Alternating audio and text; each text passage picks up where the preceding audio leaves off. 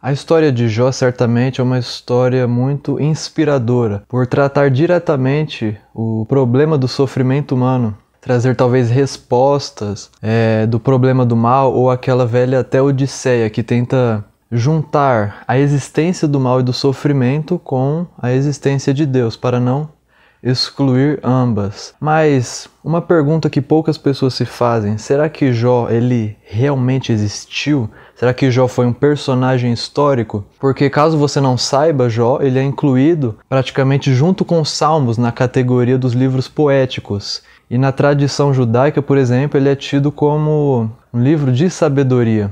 E hoje eu vou estar apresentando aqui alguns argumentos contra a historicidade de Jó, ou seja, que Jó em carne e osso não existiu, e os argumentos a favor daquelas pessoas que defendem que Jó realmente foi um personagem histórico e que o seu livro trata do problema de um indivíduo e ali a sua conversa, o seu diálogo com Deus. Bom, Jó ele é literal ou não? Nós temos que considerar que dentro da tradição judaica ele entra na chamada literatura da sabedoria. Os críticos que argumentam que Jó ele não foi um personagem histórico vão dizer que Jó ele retrata um sentimento nacional da nação judaica sobre a crise que eles estavam sofrendo, pois vocês lembram bem, tiveram alguns cativeiros, né? O cativeiro assírio e o cativeiro babilônico.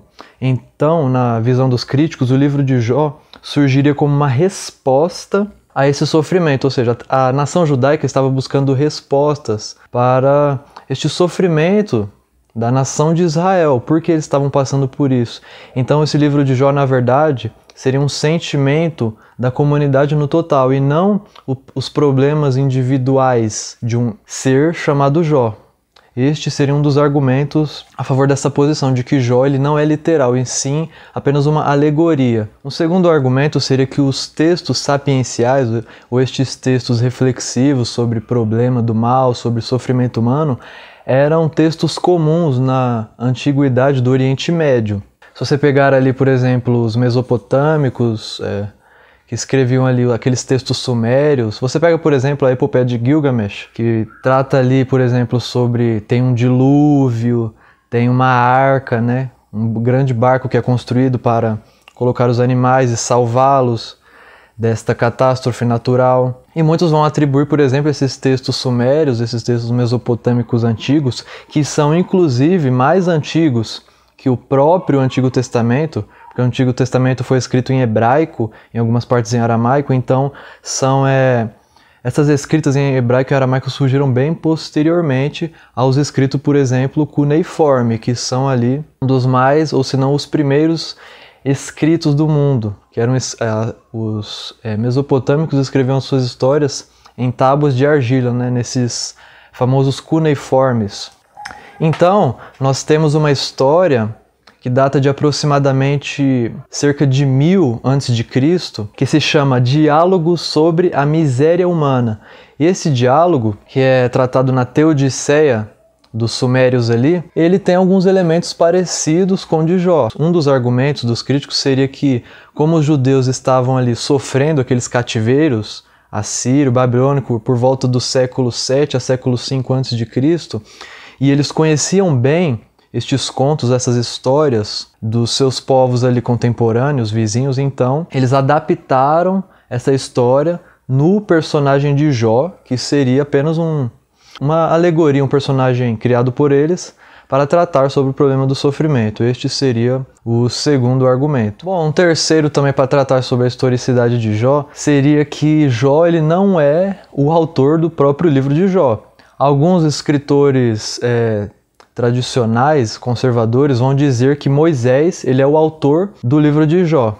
Outros vão dizer que Jó, por exemplo, ele é o livro mais antigo da Bíblia, inclusive mais antigo que o próprio Gênesis. Por quê? Jó se passa, segundo a tradição moderna, se passa ali na época dos patriarcas. E Jó, você pode ver bem, ele não cita a promulgação da lei mosaica, ele não cita o estabelecimento da lei das leis de Moisés, dos 10 mandamentos.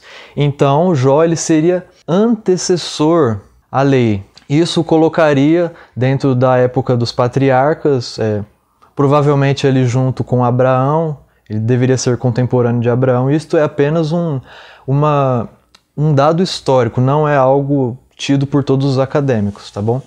Então ele seria um livro bem mais antigo, que teria circulado, a história teria circulado por forma de tradição oral e depois teria sido ali diminuída na escrita por volta do século 6 ou 5 antes de Cristo, que é a data que os especialistas mais jogam o livro de Jó, por causa dessa literatura sapiencial ou poética judaica. Bom, agora eu vou estar citando uns argumentos a favor da historicidade do personagem de Jó. Lembrando bem que os argumentos a favor, eles não tecem muito um quesito histórico, ou seja, historicamente nós não temos bases para defender o personagem de Jó. Não que eu conheça, se alguém conhecer pode estar comentando aí no meu vídeo, tem toda a liberdade para isso. Mas os argumentos, eles são mais internos, ou seja, eu preciso confiar na inerrância da Bíblia para acreditar, ter fé que Jó ele realmente existiu.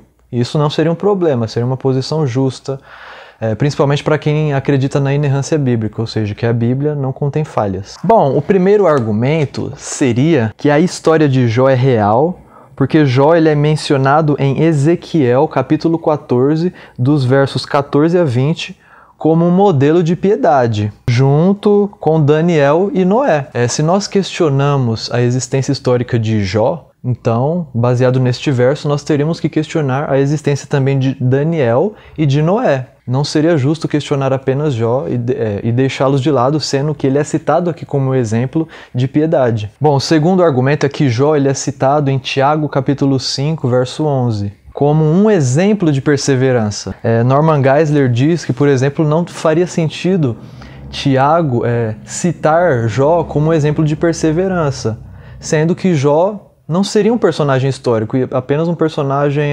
alegórico.